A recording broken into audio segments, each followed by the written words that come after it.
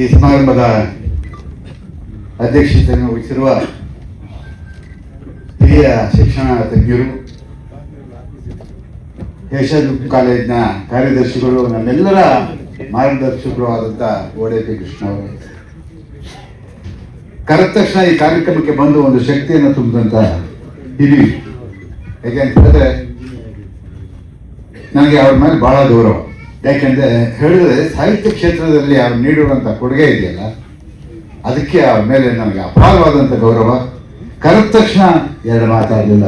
ಈ ಕಾರ್ಯಕ್ರಮವನ್ನು ಉದ್ಘಾಟನೆ ಮಾಡಿಕೊಟ್ಟಂಥ ಹಿರಿಯರಾದ ಶ್ರೀ ಬರಗೂರು ರಾಮಚಂದ್ರಪ್ಪನವರೇ, ಮತ್ತೊಬ್ಬರು ಹಿರಿಯ ಸಂಗೀತ ಕ್ಷೇತ್ರದಲ್ಲಿ ತಮ್ಮದೇ ಛಾಪನ್ನು ಒತ್ತಿ ಇಡೀ ಕರ್ನಾಟಕದಲ್ಲ, ಇಡೀ ದಕ್ಷಿಣ ಭಾರತದಲ್ಲೇ ದೊಡ್ಡ ಹೆಸರನ್ನು ಮಾಡಿದಂಥವರು ಹಿರಿಯರಾದ ಅನಿಸ್ಬೇಕು. ಅವ್ರನ್ನ ಹೋಗಿ ಅವ್ರ ಮನೆಗೆ ನಾನು ಹೋಗಿ ಕೇಳಿದಾಗ ಏನಿಲ್ಲ, ಅವ್ರು ನಾನು ನೋಡಿದ ತಕ್ಷಣ ಓಡ್ಬಂದು ತಪ್ಕೊಂಡ್ರು.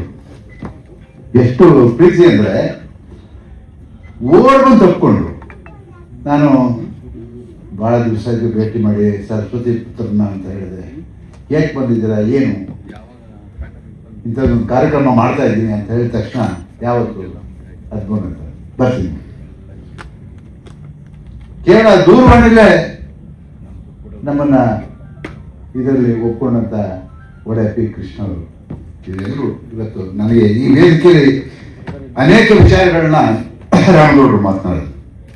ನಾನು ಇಂಥದ್ದೊಂದು ಪ್ರತಿಷ್ಠಾನ ಮಾಡಬೇಕು, ಇದರಿಂದ ಏನೇನೆಲ್ಲ ಕಾರ್ಯಕ್ರಮಗಳನ್ನ ಹಮ್ಮಿಕೋಬೇಕು, ಹಿರಿಯರನ್ನ ಕೇಳಿ ಅಂತ ಹೇಳಿ ಯಾವತ್ತೂ ಕೂಡ ಆಲೋಚನೆ ಮಾಡಿಲ್ಲ. ನಾನು ಗುರಿ ಒಂದೇ, ಹೋರಾಟ. ನನಗೆ ರಾಜ್ಕುಮಾರ್ ಅವರು ಹೇಳ್ಕೊಟ್ಟಿರೋದು ಅದು ಒಂದೇ. ಆ ಹೋರಾಟದ ಗುರಿಯಲ್ಲಿ ನಾನು ಹೋಗ್ತಾ ಇದ್ದೆ.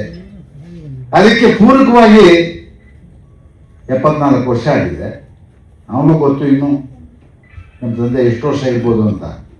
ಅವನು ಯೋಚನೆ ಮಾಡಿ ನಮ್ಮ ತಂದೆ ಇದ್ದಾಗಲೇ ಒಂದು ಪ್ರತಿಷ್ಠಾನ ಮಾಡಬೇಕು, ಅವ್ರು ಅದನ್ನು ನೋಡಬೇಕು ಅಂತ ಹೇಳಿ ಅದಕ್ಕೆ ಪ್ರೇರಣೆ ನನ್ನ ಮಗ ಸಾರಾಗೊಂಡು ಮತ್ತು ಅವ್ರ ಜೊತೆ ಸಿ ಕೆ ರಾಮನ್. ಇಂಥದ್ದೊಂದು ಮಾಡ್ತೀನಿ ಅಂತ ಹೇಳಿದಾಗ ನಾನು ಇಲ್ಲ ಅಂತ ಹೇಳಲಿಲ್ಲ. ಇಲ್ಲ, ಮಾಡು, ಒಳ್ಳೆಯದು. ಯಾಕೆಂತ ಹೇಳಿದ್ರೆ ಸಮಾಜದಲ್ಲಿ ವಿವಿಧ ಕ್ಷೇತ್ರಗಳಲ್ಲಿ ಕೆಲಸ ಮಾಡಬೇಕಾಗಿದೆ, ಮಾಡು. ಯಾಕೆಂತ ಹೇಳಿದ್ರೆ ನಾನು ಹೋರಾಟದಲ್ಲಿ ಬಂದನು, ನೀನೊಂದು ಸಮಾಜದ ಸೇವೆಯನ್ನು ಮಾಡಿ ಒಂದು ದೊಡ್ಡ ಹೆಸರು ಮಾಡಿ ಅಂತ ಹೇಳ್ಬಿಟ್ಟು ಅವನಿಗೆ ನಾನು ಹೇಳಿದೆ. ಇವತ್ತು ಮಾಡಿದ್ದಾನೆ. ಬಹಳಷ್ಟು ಜನ ಹಿರಿಯರು ನನ್ನ ಬಗ್ಗೆ ಬಹಳ ಗೌರವವಾಗಿ ಮಾತನಾಡಿದ್ದೀರ. ಅದಕ್ಕೆ ಎಷ್ಟು ಮಟ್ಟಿಗೆ ನಾನು ಬಾಧ್ಯನು ಗೊತ್ತಿಲ್ಲ. ಆದರೆ ಹಂಸಲೇಖ ಅವರು ನಗುತ್ತಾ ನಗುತ್ತಾ ಬಾಳು 100 ಕಾಲ ಅಂತ ಹೇಳಿದ್ರು. ನಂದು 2-3 ಚಿತ್ರ ಸಂಗೀತ ಮಾಡಿದ್ರು ಹಂಸಲೇಖ. ನಾನು ಹೋಗಿ ಮನ್ಸ್ಕೊಂಡು ಒಂದ್ ಕಡೆ ಕೂತ್ಬಿಡ್ತಿದ್ದೆ ಅವ್ರು ಕಂಪೋಸ್ ಮಾಡುವಾಗ. ಬರು ಯಾಕೆ ಅಂತ ಕೇಳಿದ್ರೆ, ನನ್ನ ಯಾವುದೇ ಚಿತ್ರದಲ್ಲೂ ಒಂದು ಕನ್ನಡದ ಹಾಡು ಇರಬೇಕು, ಅದು ಬೇಕು. ಅವಾಗಲೇ ಹುಟ್ಟಿದ್ದು ಕೇಳಿಸದೆ ಕಲ್ಲು ಕಲ್ಲಿನ. ಎಂಥ ಒಂದು ಅದ್ಭುತವಾದಂಥ ಕಾರಣ ಕೊಟ್ಟರು. ಹಾಗೆ ನಾನು ಯೋಚನೆ ಮಾಡುವಾಗ ಚಿತ್ರರಂಗದಲ್ಲಿ ಇದೆಲ್ಲ ನಾವು ಮಾಡ್ತಾ ಇದ್ದೀವಿ. ಆದರೆ ಇದಕ್ಕೆ ನಾನು 2 ರಂಗದಿಂದ ಬಂದಿದ್ದೆ. ಒಂದು, ಮೊದಲು ನನಗೆ ಸಿನಿಮಾ, ನಾನು ಮುಂದೆ ಕೂತಿದ್ದೆ. ಏನೇ ಮಾತಾಡಿದ್ರು, ಯಾವುದೇ ಮಾತಾಡಿದ್ರು ಕೂಡ ಅದರಲ್ಲಿ 100ಕ್ಕೆ 80 ಭಾಗ ನನಗೆ ಶಕ್ತಿ, ನನಗೆ ಆ ದಾರಿ ತೋರಿಸ್ಕೊಟ್ರಲ್ಲ, ಅಲ್ಲಿ ಕರ್ಕೊಂಡೋದ್ರಲ್ಲ, ಅವ್ರಿಲ್ಲದೆ ನಮ್ಮ ಕಾರ್ಯಕ್ರಮ ಯಾವತ್ತೂ ಅಪೂರ್ಣ, ಪೂರ್ತಿ ಆಗಲ್ಲ, ಅಪೂರ್ಣನೇ. ಅದಕ್ಕೆ ಅವ್ರನ್ನ ಕರೆಯೋದು ನಾನು. ಸಾಲಿಗ್ರಾಮದಿಂದ 2 ಜೊತೆಲಿ ಬಂದು ನನ್ನನ್ನ ಆ ಸಂಸ್ಥೆಗೆ ಬಿಟ್ಟಂಥವ್ರು, ಕರ್ಕೊಂಡು ಹೋದಂಥವ್ರು, ಕೈ ಹಿಡಿದಂಥವ್ರು ಇವತ್ತು ಕೂಡ ನಾನು ಅದನ್ನ ಆ ಒಂದು ಕೃತಜ್ಞತೆಯನ್ನ ನಾನು ಯಾವತ್ತೂ ಮರೆಯೋಕ್ಕೆ ಸಾಧ್ಯನೇ ಇಲ್ಲ. ಅದಾದ್ಮೇಲೆ ನಾನು ಸಂಘಟನೆ ಮಾಡಿದೆ, ಎಲ್ಲ ಮಾಡಿದೆ. ಆ ಸಂದರ್ಭದಲ್ಲಿ ನನಗೆ ಚಿನ್ನಗೂಡು, ಇನ್ನೊಬ್ರು ಶ್ರೀವತ್ ಶಾಸ್ತ್ರಿ ಅವರಿಲ್ಲ ಇವತ್ತು. ಆ ಪುಣ್ಯಾತ್ಮ, ನಾನು ಹಳ್ಳಿಗೆ ಊರಿಗೆ ಹೋಗ್ಬೇಕಾದ್ರೆ 50 ದಿವಸ ನನ್ನ ಹತ್ರ ದುಡ್ಡಿಲ್ಲ, ಕಾಸಿಲ್ಲ. ಸುಮಾರು 16,000 ರಾಜ್ಕುಮಾರ್ ಅಭಿಮಾನಿಗಳ ಸಂಘವನ್ನ ಹಳ್ಳಿಯಲ್ಲಿ ಕಟ್ಟಿ ಆ ಒಂದು ಹೋರಾಟ, ಕನ್ನಡದ ಹೋರಾಟ ಎಲ್ಲಿ ಬೆಂಗಳೂರಿಗೆ ಸೀಮಿತವಾಗಿತ್ತೋ ಆ ಒಂದು ಹೋರಾಟವನ್ನ ರಾಜ್ಯ ಮಟ್ಟಕ್ಕೆ ತಗೊಂಡೋಗಿದ್ದ ರಾಜ್ಕುಮಾರ್ ಸಂಘ. ಅದಕ್ಕೆ ನಮಗೆ ಭಯ, ನನ್ನ ಜೊತೆ ಅನೇಕ ಜನ ಇಲ್ಲಿ ಶಿವರಾಮೇಗೌಡರು ರಾಜ್ಕುಮಾರ್ ಅಭಿಮಾನಿ ಸಂಘದಿಂದ ಬಂದವರು, ನಮ್ಮ ರಕ್ಷಣಾ ವೇದಿಕೆ ಶಿವರಾಮೇಗೌಡರು, ಅನೇಕ ಜನ ಕನ್ನಡ ಪರ ಹೋರಾಟಗಾರರು ಬಂದಿದ್ದಾರೆ. ಗಂಗಾವತಿಯಿಂದ ಬಹಳಷ್ಟು ಜನ ಬಂದಿದ್ದಾರೆ. ಬೇರೆ ಬೇರೆ ತುಮಕೂರು ಮತ್ತೆ ಕುಣಿಗಲ್ ಎಲ್ಲ ಕಡೆಯಿಂದ ಬಹಳಷ್ಟು ಜನ ಬಂದಿದ್ದಾರೆ.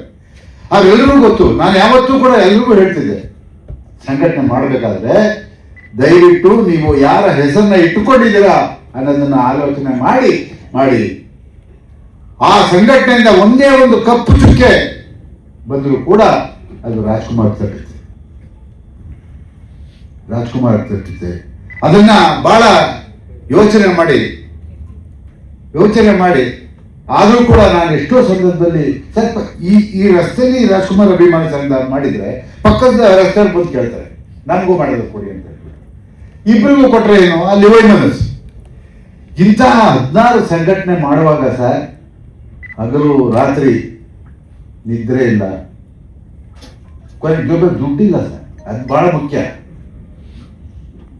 ಇವನ್ನೆಲ್ಲ ದಾಟ್ಕೊಂಡ್ರೆ ನಾನು ಹೋದೆ. ಅದಕ್ಕೆಲ್ಲ ನನಗೆ ಪ್ರೇರಣೆ, ಒಂದು ಶಕ್ತಿ, ಒಂದು ಆದರ್ಶ ಅಂದ್ರೆ ರಾಜ್ಕುಮಾರ್.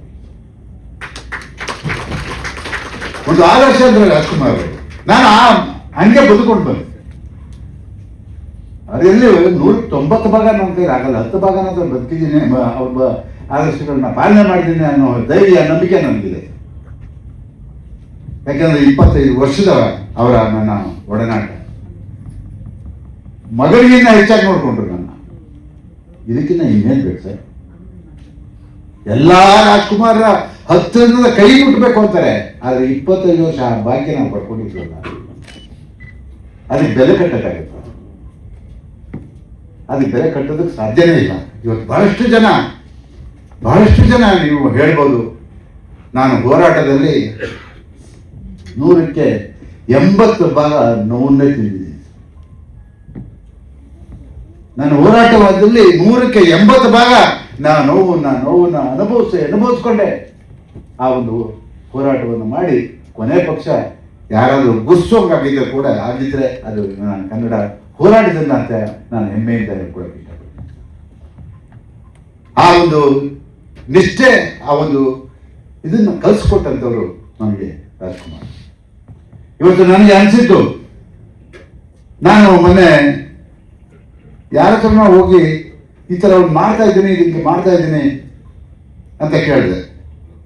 ಯಾರೋ ಒಬ್ಬ ಹೆಸರನ್ನ ಹೇಳಿದೆ, ಈ ವರ್ಷ ಇವ್ರಿಗೆ ಕೊಡ್ತಾ ಇದ್ದೀನಿ, ಲಕ್ಷ್ಮೀದೇವಿಯವರಿಗೆ ಅಂತ ಹೇಳಿದ ತಕ್ಷಣ ನನ್ನ ಬಾಯಿಲ್ಲ ಅದೇ ಇತ್ತು, ಅದನ್ನೇ ನೀವು ಮಾಡಿದಿರಲ್ಲ, ಬಹಳ ಖುಷಿ ಆಯ್ತು ಅಂತ ಹೇಳಿದ್ರು ಸ್ನೇಹಿತರು. ಯಾಕೆಂತ ಹೇಳಿದ್ರೆ ಅಂತ ಪುಣ್ಯಾತ್ಕಿತಿ ಇವತ್ತು ಪಕ್ಕದಲ್ಲಿ ಕೂತ್ಕೊಂಡು 94 ವರ್ಷ ಅವರ ಸಾಧನೆ ಬಗ್ಗೆ ನಾವ್ಯಾರು ಏನಿಲ್ಲ ಸರ್ ಅವ್ರ ಮುಂದೆ ಇವತ್ತು ಕೂಡ ಪಾತ್ರ ಮಾಡ್ತಾರೆ ಅಂದ್ರೆ ಆ ಪುಣ್ಯಾತ್ಕಿಗೆ ಭಗವಂತ ಏನು ಇನ್ನ ಶಕ್ತಿ ಕೊಟ್ಟಿದ್ದೀನಿ ಗೊತ್ತಿಲ್ಲ. ಹೀಗೆ ಇರಲಿ ಅಂತ ನಾವೆಲ್ಲರೂ ಕೂಡ ಆಸೆ ಪಡ್ತೀವಿ. ಸ್ನೇಹಿತರೆ,